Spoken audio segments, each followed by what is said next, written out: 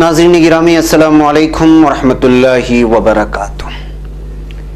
सीधी बात के ताज़ा तरीन प्राइम टाइम में आप लोगों का इस्तकबाल है। नाज़रीन मैं अंसार अजीज़ नदवी आज के ताज़ा तरीन प्राइम टाइम में आप लोगों के सामने बहुत सारी अहम तरीन ख़बरें और बिलखुसूस हज़रत निज़ामुद्दीन तबलीगी जमात के मरकज़ को लेकर कि जो इस वक्त हंगामा मचा हुआ है, उसको जो बदनाम करने की कोशिशें की जा रही हैं, उसकी हक़ाइक़ को कुछ लेकर के मैं सामने हाजिर हुआ हूँ।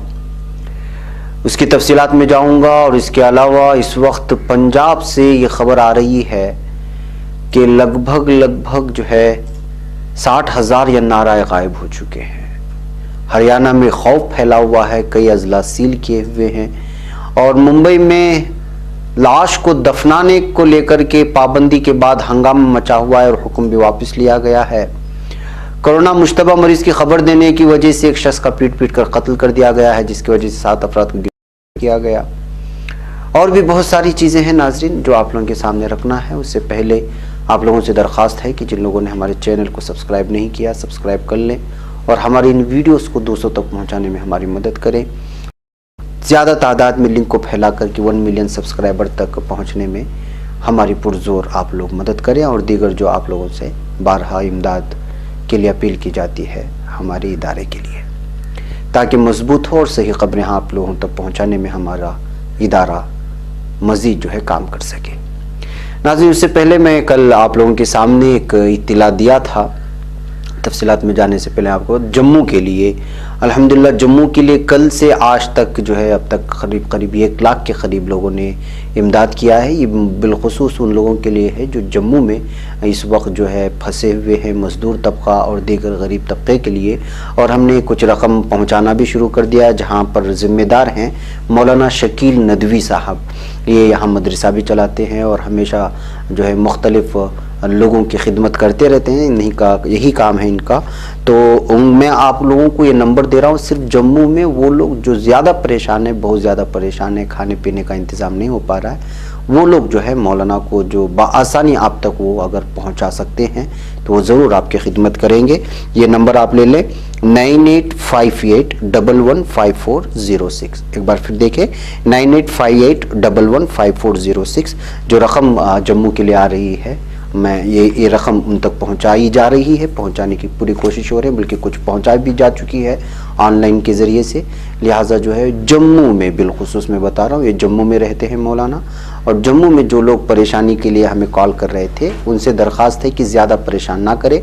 वो अपनी सहूलियात के हिसाब से आपको राशन पहुँचाना है, राशन, या आपको अगर वहाँ पर कुछ रकम की ज़रूरत होगी तो इंशाअल्लाह वो आपके लिए कर देंगे। तो मैं आप लोगों से दरख्वास्त करता हूँ, ये सिर्फ जम्मू के लिए, फिर तमाम लोग वहाँ परेशान ना करें। दीगर जो हैदराबाद से और यहाँ वहाँ फंसे हुए, हम कोशिश कर रहे हैं कि वहाँ मुतालिका कोई तंजीमें हैं जो इस तरह की खिदमत कर रही हैं, तो उनके नंबर निकाल करके आपके हवाले करने की कोशिश की जाएगी। नाज़रीन इसके अलावा एक अहम तरीन ये भी थे कि बेंगलुरु में माशाअल्लाह मुख्तलिफ़ किस्म की तंजीमें काम कर रही हैं मजबूर और बेकसूर और फंसे हुए लोगों की खिदमत के लिए।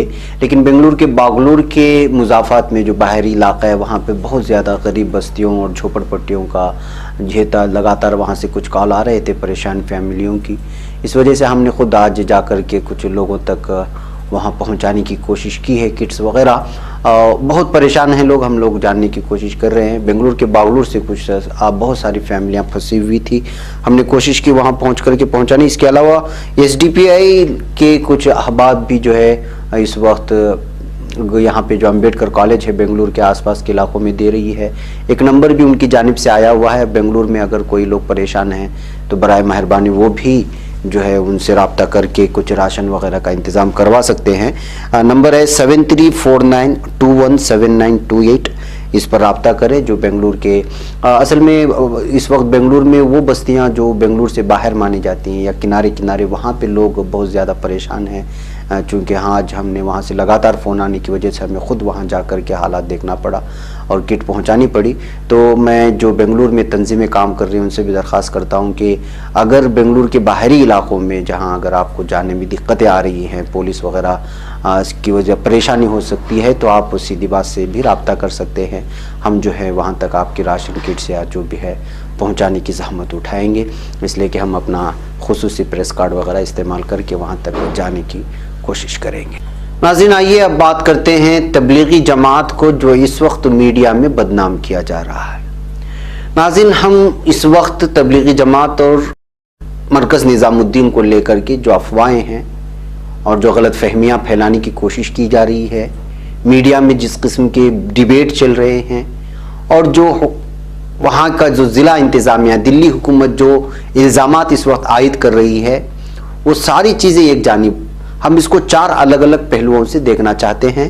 मैं वो सारी चीज़ें आपको आराम से रखना चाहता हूं ताकि हम अपनी गलती पर भी एक मर्तबा देखें, यानी आईने में अपना चेहरा भी देख लें, और जो मीडिया बदनाम कर रहा है जो हम उस पर भी बहस करें, और जो बातें इस वक्त तबलीगी मरकज़ को लेकर के फैलाने की कोशिश की जा रही है, बिलखुसूस भगवा ब्रिगेड जो इस वक्त जो पूरी तरह ज़ाफ़रानी जो टीमें हैं वो जो पूरी तरह से इस वक्त कोरोना वायरस को मुसलमानों से जोड़ करके पूरी भारत में ये पहचान दिलाना चाहते हैं कि कोरोना को यहाँ लाने वाले मुसलमान हैं और मुसलमानों की वजह से ये बीमारी फैल रही है।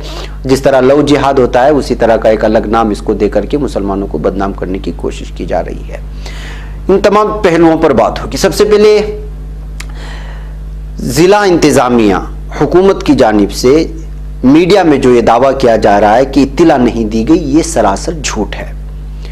मरकज़ तबलीगी जमात की तरफ से एक लेटर जारी किया गया है जिसमें कहा गया है कि 25 मार्च को ही इंतजामिया को तबलीगी जमात के मरकज़ में मौजूद अफराद के बारे में मुत्तला किया गया था और इन लोगों को मुल्क से निकालने के लिए जो वहाँ पे बैरून मुल्क से आए हुए थे या फिर दीगर रियासतों से आए हुए थे, उनके लिए कर्फ्यू पास के लिए एक लिस्ट भी दी गई थी। यानी कर्फ्यू में जब कर्फ्यू लग जाए, लॉकडाउन लग जाए, तो उस वक्त वो पास दिखा करके आप लोग जो है अपनी बस्ती की जानिब सकते हैं, अपना जो भी आपके पास वाहन हो सकता है उसका इस्तेमाल करें। जिसमें 12 गाड़ियां थी, यानी 12 गाड़ियों का इस्तेमाल किया गया था और उसके लिए पास, कर्फ्यू पास का मुतालबा किया गया था, लेकिन अब तक इसमें कोई कार्रवाई नहीं हुई। इसके साथ साथ मरकज के वकील एडवोकेट फुजैल अय्यूबी की तरफ से एक प्रेस रिलीज भी जारी की गई है जिसमें कहा गया है कि तबलीगी जमात मरकज के लोग लगातार इंतजामिया के रब्त में थे और एसडीएम से लेकर के जिला मजिस्ट्रेट तक सबको मामले की जानकारी दी गई थी और इंतजामिया के लोग कई बार मरकज का दौरा भी कर चुके थे। इस सारी जानकारी उनके पास होने के बावजूद आज मीडिया में दावा किया जा रहा है कि मरकज की जानिब से किसी तरह की तफसीलात पेश नहीं की गई। ये दरअसल में इस वक्त जो मीडिया का संगी जहन है वो काम कर रहा है। निजामुद्दीन में मरकज की इमारत में क़याम करने वाले अफराद में से 24 कोरोना वायरस से मुतासिर हैं, इस बात का दावा किया जा रहा है। नाज़रीन, आप इस बात को याद रख लें। वैसे हैदराबाद में जिन अफराद का इंतकाल हुआ है उनमें से बाज़ लोगों का ताल्लुक भी जमात से था और वो घर लौटे थे। मैंने इससे पहले भी एक खबर आप लोगों को दी थी। इंतजामिया का कहना है कि मरकज की इमारत में मुल्की और गैर मुल्की बाशिंदे क़याम किए हुए थे जो मरकज में 15 से 17 मार्च तक मुनाकिद होने वाले इज्तिमा में शिरकत के लिए पहुंचे थे। बहरकैफ जो तफसीलात दर्ज की गई हैं कि कहां कहां के लोग थे वो भी मैं आप लोगों के सामने रखूं। नेपाल से 19 साथी थे, मलेशिया के 20, अफगानिस्तान का 1 साथी, म्यांमार के 33 साथी, अल्जीरिया की 1, जिबूती से 1, किर्गिस्तान से 28, इंडोनेशिया से 72, थाईलैंड से 71, श्रीलंका से 34 साथी, बांग्लादेश में 19, इंग्लैंड से 3, सिंगापुर से 1, फिजी से 4, फ्रांस से 1, कुवैत से 2। बहकर ये पूरी तफसीलात थी जो इस वक्त मरकज में थी और जो भी थे। नाज़रीन, ये लॉकडाउन क्या अचानक हुआ था, ये एक सवाल है जो इस वक्त चिल्ला चिल्ला करके जो लोग बोल रहे हैं कि लॉकडाउन अचानक 12 बजे खड़े हो गए, आपने लगा दिया कि जो है कल से सवारियां नहीं होंगी, ट्रेनें बंद हो जाएंगी, बस बंद हो जाएंगी, तो एक इलाके में एक जगह पर 20,000 2,000 से जायद अफराद जो मुख्तलिफ इलाकों से मुख्तलिफ रियासतों से जमा हुए हैं, आखिर वो अपने घर जाएंगे कैसे? और तबलीगी जमात के अहबाब उनको भेजना चाहेंगे भी तो वाहन कहाँ है, आपके पास ट्रेन कहाँ है, बस कहाँ है? जो इस तरह से इस वक्त टूट पड़ रहे हैं मीडिया वाले, उनको अकल नहीं है कि इस वक्त जो मंजर वो देख रहे हैं कि किस तरह से लोग लॉकडाउन होने की वजह से पैदल मंजर बारहा वीडियो में देखा गया कि किस तरह गाजीपुर और दिल्ली के जो है मुख्तलिफ बस अड्डों पर लोगों का जमघट्टा लाखों करोड़ों की तादाद में जमा हुआ। क्या उनमें से कोरोना वायरस किसी को नहीं हो सकता? तो मतलब यह है कि आप बिलखुसूस मुसलमानों को यहां पर निशाना बनाएंगे। लॉकडाउन की वजह से हर कोई परेशान है। एक मुनज़्ज़म तरीके से अगर लॉकडाउन का ऐलान किया जाता, 2-3 दिन के लिए ट्रेनें दी जाती, तो जाहिर सी बात है कि प्लान किया जाता, यहां से लोगों को खाली कर दिया जाता। आप हवाई अड्डे से हवाई तैयारों को भी जो है रोक रहे हैं, ट्रेनों को भी रोक रहे हैं, बस अड्डों को भी रोक रहे हैं, रियासतों के बॉर्डर को आपने जो है लॉक कर दिया है, और फिर कह रहे हैं कि 2000 लोग यहां बैठे हुए थे, इस वजह से बीमारी फैल रही है। बीमारी ये कहां की अक्ल में आने वाली बात है?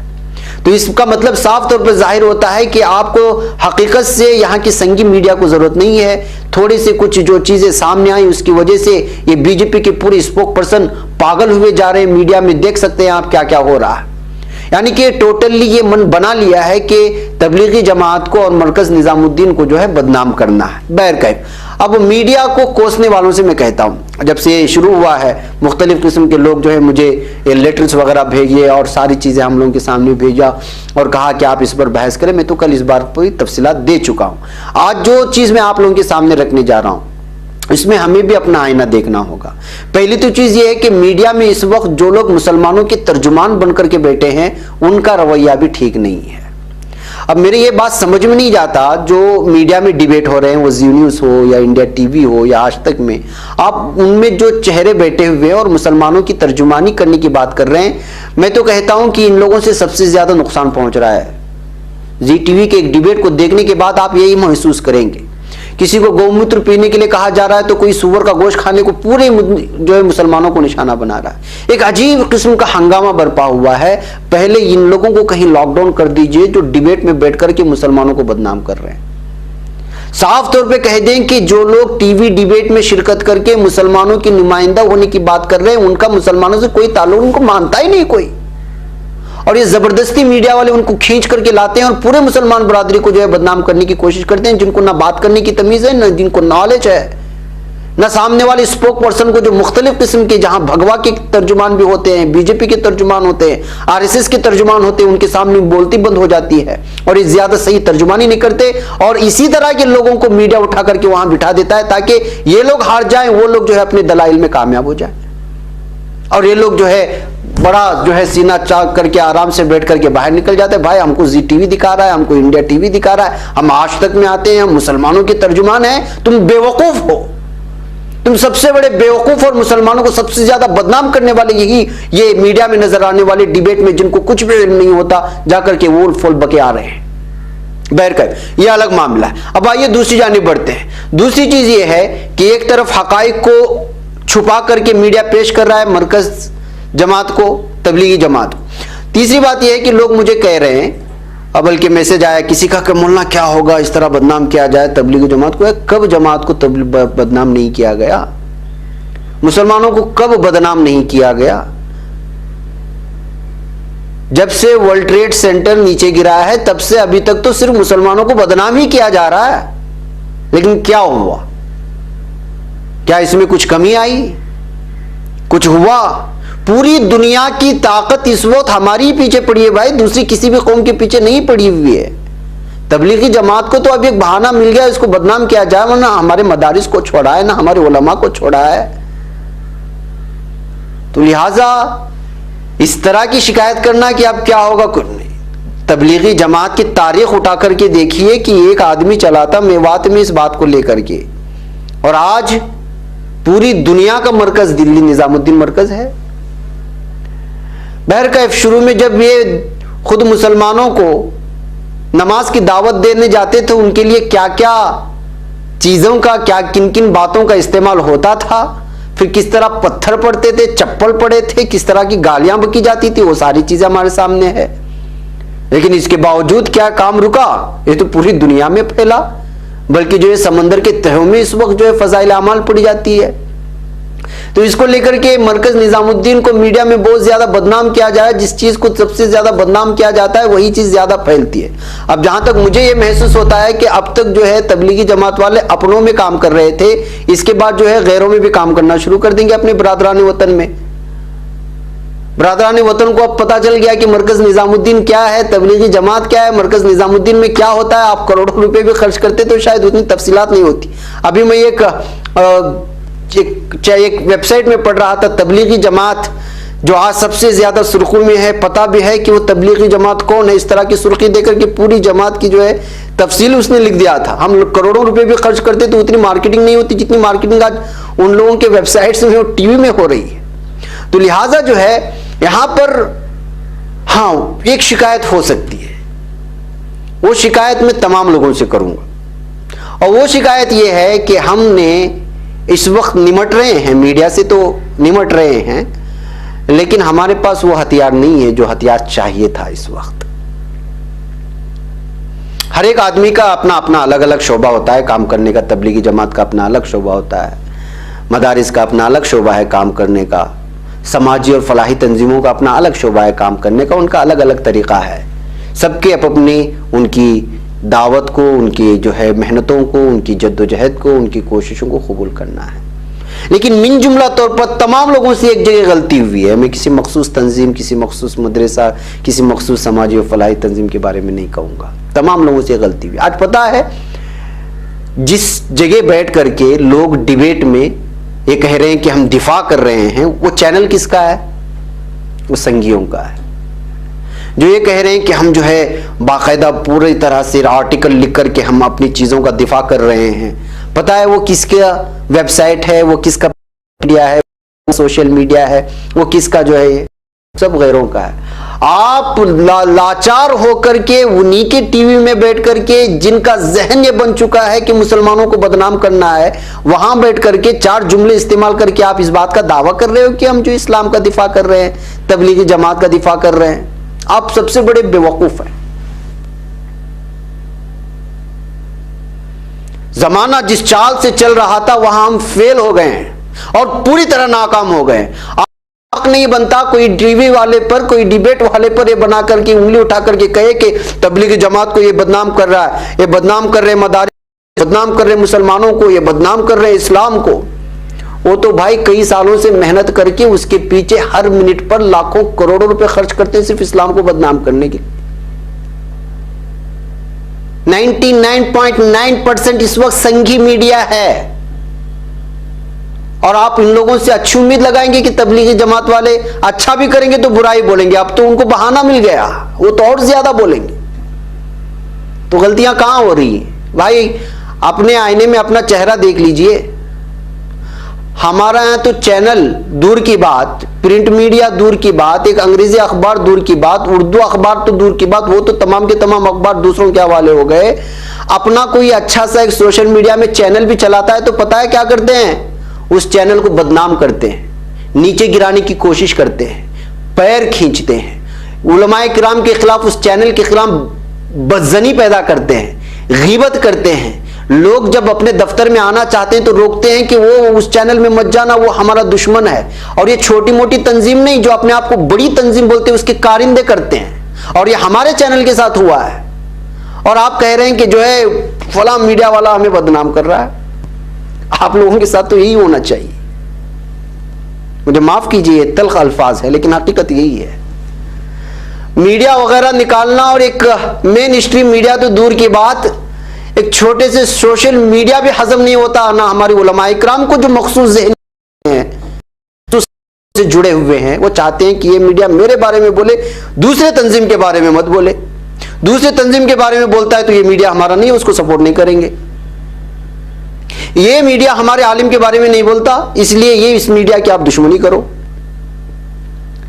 ये हालात हैं हमारे भाई। हकीकत भी जानने की कोशिश करें, कभी अपने गिरहबान में भी झांकिए। मैं तो चापलूसी करूंगा नहीं, आपको खुश करने की बातें भी नहीं करूंगा।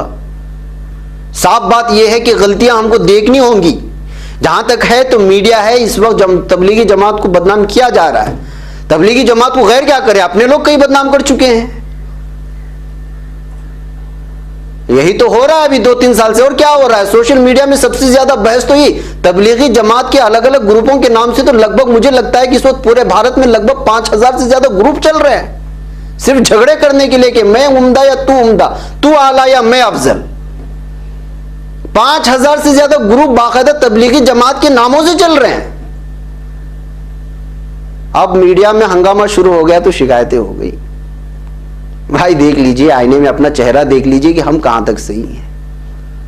हमारे यहां पर हमारा ही मीडिया हमें हजम नहीं होता तो इसका फायदा क्या गैर व गैर मीडिया नहीं उठाएगा, जिसकी पूरी जहनियत साजी की गई है गुज़िश्ता 14 सालों से, जिनकी मीडिया के पीछे मेहनत हो रही है, जिनके पीछे पल पल करोड़ों रुपए खर्च किए जाते हैं। और हमारे यहां क्या हो रहा है? हमारे यहां ये हो रहा है कि फला तंजीम ने इस वक्त हुकूमत को इतने क्वारंटाइन के लिए इतना बड़ी जगह दे दी है, सुर्खियों में डालो। भाई आप जितनी भी चापलूसी कर लें, आप जितनी भी भाईचारे के दावे करते रहें, इस वक्त जो है मीडिया की जहन साजी मुकम्मल हो चुकी है कि कोई भी ऐसा बहाना ना छोड़ा जाए जिस बहाने को लेकर के मुसलमानों को और इस्लाम को बदनाम ना किया जा सकता हो। ये हकीकत है, इस हकीकत को मान के चले। रियलिटी क्या है मैं जानता हूं, बाज लोग उर्दू में आर्टिकल लिख लिख करके डाल रहे हैं कि भाई तबलीगी जमात को जो है इस वक्त जो है जबरदस्ती जो है बदनाम करने की कोशिश कर रहे हैं, हम उसका दिफा करते हैं। भाई आपकी उर्दू कौन पढ़ेगा? आपका आर्टिकल जो सोशल मीडिया में 4 जगह आप फैला रहे हैं वो तो वही लोग पढ़ेंगे ना जो तबलीगी जमात को जानते हैं, मानते हैं, मर मिटते हैं उस पर। जो लोग उसकी दुश्मनी कर रहे हैं उन तक आपकी बात कहां पहुंच रही है? आप उस जबान में लिख करके उनको ट्वीट क्यों नहीं करते? आप उनकी जबान में हिंदी, अंग्रेजी, कन्नड़ा, मकामी लैंग्वेजेस में जो मुख्तलिफ, तमिल वाले तो तमिल में तो हद हो गई। तमिल के अखबारात ने तो यहां तक लिख दिया कि जो है इस पर पाबंदी आयद करनी चाहिए और उसके साथ एक नाम भी जोड़ दिया उसने, लव जिहाद की तरह से, वायरस जिहाद, इस तरह का नाम दिया, मुझे याद नहीं आ रहा है। इन जबानों में कौन जवाब देगा? इन जबानों में जवाब देने के लिए टीम तैयार करनी पड़ती है, सोशल मीडिया में हजारों अफराद को बिठाना पड़ता है, हर महीने लाखों करोड़ों रुपए खर्च करना पड़ता है। क्या आपके अंदर उतनी हिम्मत है? उसके पीछे अफराद साजी है, उसके पीछे आपको लैंग्वेजेस सिखाना पड़ेगा। बातिल अपने बातिल को फैलाने के लिए इस वक्त हर पल लाखों करोड़ों रुपए खर्च कर रहा है, सिर्फ इस वजह से कि पूरी बातिल ताकतें एकजा हो जाएं और इस्लाम एक तरफ हो जाए। पूरी दुनिया की दौलत उठा रहे हैं वो, जबानों को, कलमों को खरीदा जा रहा है लाखों करोड़ों रुपए देकर के, और हम शिकायत लेकर बैठे हैं कि हमको बदनाम किया जा रहा है। हमने इस मैदान में काम किया ही क्या है कि हमें बदनाम न किया जाए? कम से कम दिफा के लिए कोई बहुत बड़ी चीज नहीं भाई, एक चीज ही तो कर लेते, वो भी हमारे पास नहीं है। अब आप जो है हिंदू मुस्लिम भाईचारे की रट लगाते हुए वहां जाएं, यहां जो है बांटे, वो घर बनाएं, जहन साजी हो चुकी है। मुझे माफ फरमाएं, हमको जिस मैदान में काम करना है उस मैदान में हम लोग आने को तैयार ही नहीं है। और जो आदमी मुख्तलिफ किस्म से छोटे मोटे काम कर रहा है उसको आगे बढ़ने नहीं दे रहे, पकड़ के खींच रहे हैं। गिराओ, हमारे से ज्यादा मशहूर हो रहा है बंदा, हमारे सामने का बच्चा है, इतना बड़ा हो गया, लोग इसकी बात मान रहे, खींचो इसको, बदनाम करो, उल्टी सीधी चीजें डालो। ये हालात हैं भाई हमारे, माफ कीजिएगा अगर आपको बुरा लगा तो, लेकिन ये हकीकत है। खैर चलिए अगली खबर की जाने बढ़ते हैं। क्या बताया जाए आप लोगों को, मैं तो ये कई मरतबा आप लोगों को बता भी चुका हूं। महाराष्ट्र में मुतासरीन की तादाद 225 हो गई है नाज़रीन। इस वक्त कोरोना वायरस की मुतासरीन की तादाद, मजमूई तादाद बढ़कर के 225 हो गई है। इसके अलावा कोरोना मुश्तबा मरीज की खबर देने वाले शख्स का पीट पीट कर कत्ल कर दिया गया है। और यह खबर आ रही है हमें बिहार के सीतामढ़ी जिले से। जी हाँ, एक तरफ कोरोना के मुश्तबा अफराद की जानकारी देने के लिए मरकजी और रियासती हुकूमतें लोगों के दरमियान बेदारी फैला रही हैं, दूसरी तरफ बिहार से ऐसे खबर आ रही है कि एक शख्स ने इंतजामिया को कोरोना के 2 मुश्तबा मरीजों की इत्तला दी, जिसके बाद कुछ लोगों ने खबर देने वाले शख्स का पीट पीट कर कत्ल कर दिया। महाराष्ट्र से 2 लोग सीतामढ़ी के रोनी सैयदपुर वाक़े मधोल अपने गांव पहुंचे थे। उनके महाराष्ट्र से लौटने की जानकारी गांव के ही बबलू नामी एक शख्स ने महकमे सेहत को दे दी थी। बबलू ने महाराष्ट्र से लौटे दोनों अफराद में कोरोना वायरस इंफेक्शन का अंदेशा होने के बाद ही हेल्पलाइन सेंटर को फोन करके उसकी जानकारी दी। बाद महकमे सेहत की टीम ने दोनों मुश्तबा अफराद का सैंपल लिया और उन्हें क्वारंटाइन में रहने की हिदायत देकर चले गए। महकमे सेहत की टीम के जाने के बाद महाराष्ट्र से लौटे दोनों अफराद ने बबलू पर नाराजगी जाहिर की और इस कदर गुस्सा हुए कि उसकी जबरदस्त पिटाई कर दी। बताया जाता है कि बबलू इस दरमियान लाख मन्नतें करता रहा कि उसे छोड़ दिया जाए, लेकिन उन्होंने एक नहीं सुनी। इस पिटाई की वजह से बबलू की जान चली गई और फिर कुछ लोगों ने इसकी जानकारी पुलिस को दे दी। खबर मिलती है पुलिस मौके पर पहुंची और 7 लोगों को गिरफ्तार कर लिया है। तो नाज़रीन, ये हालात है इस वक्त कोरोना वायरस ने। कोरोना वायरस कम जान ले रही है, ये हंगामे, अफवाहें और इसकी वजह से दहशत, खौफ और तारी हुआ है, उसकी वजह से लोग ज्यादा मर रहे, मुझे ऐसा महसूस हो रहा है। बैकम नाज़रीन, पीर के रोज मुंबई से खबर आ रही है कि कॉरपोरेशन बीएमसी ने एक ऐसा मुतनाज़ा हुक्मनामा सादिर किया जिसके बाद काफी हंगामा खड़ा हो गया। कोरोना वायरस की दहशत के दरमियान कोरोना इन्फेक्शन के मरीजों की बढ़ती तादाद से परेशान बीएमसी ने एक हुक्मनामा जारी किया जिसमें लिखा गया था कि अगर कोरोना के इन्फेक्शन से किसी की मौत होती है तो आखिरी रसूमात वो शख्स का मजहब देखकर अदा नहीं की जाएगी, बल्कि लाश को सीधे तौर पर जलाने का अमल किया जाएगा। यानी जिस मजहब में जिस तरह से तदफीन की जो अमल है उस पर ध्यान नहीं दिया जाएगा। हुक्मनामा जारी होने के बाद सोशल मीडिया पर काफी हंगामा बरपा हो गया और मुंबई के लोग भी हैरान और तशद्दुर रह गए। तनाज़ा बढ़ने के बाद फौरी तो महाराष्ट्र के वजीर बराए अक़लियती फलाह नवाब मलिक ने ट्वीट करके वजाहत पेश की कि ऐसा कुछ नहीं होने वाला। उन्होंने ट्वीट में लिखा कि आपको ये बताना चाहूंगा कि बीएमसी कमिश्नर परवीन परदेशी से मेरी बात हुई और उनसे मैंने कोरोना की वजह से हलाक होने अफराद की लाश जलाए जाने के ताल्लुक से जारी सर्कुलर के बारे में पूछा। उन्होंने बताया कि अब यह सर्कुलर वापस ले लिया गया है। यानी हंगामा होने के बाद मतलब यह था कि अगर मुसलमान भी इस बीमारी की वजह से खुदा न खास्ता इंतकाल कर जाए तो उसको भी जलाया जाएगा। उस सर्कुलर की वजह से हो सकता था, लेकिन हंगामा चूंकि हुआ तो उसके बाद इस सर्कुलर को वापस लिया गया, एक खबर आ रही है। बैकअप नाज़रीन, पंजाब के 60,000 एनआरआई गायब हो चुके हैं। अब मीडिया से आप जाकर के पूछिए, जो बदनाम कर रहे हैं मरकजी जमात, तो अभी तक तो कोई जो इस तरह की चीजें भी सामने नहीं है, अभी तो सिर्फ टेस्टिंग चल रही है। उससे पहले हंगामा मचा है। पंजाब के जो 60,000 एनआरआई जो गायब हुए हैं, जाकर के उनका मजहब तो पूछे मीडिया। फिर क्यों गायब हो गए, कहां से आ रहे हैं, कितने लोग थे, कहां से मौजूद थे। हरियाणा में पूरा खौफ फैल चुका है, कई अजला सील किए जा चुके हैं। अब ये 60,000 एनआरआई अब ये कहां घूम रहे हैं, किसके साथ मुलाकात कर रहे हैं, किसको पता है। अब किस मजहब को आप लोग, किन लोगों को आप लोग कसूरवार ठहराएंगे। भाई ये वबाई बीमारी है और ये पहली मर्तबा नहीं आई है और ना ये मजहब देख करके किसी को लागू होती है। ये तो ऐसी वबाई है, इसमें हजारों जानें चली जाती हैं। ये मजहब पूछ करके ना आती है ना जाती है। लेकिन जाहिर सी बात है, संगी मीडिया है, इस्लामोफोबिया का ऐसा बुखार सवार हुआ है।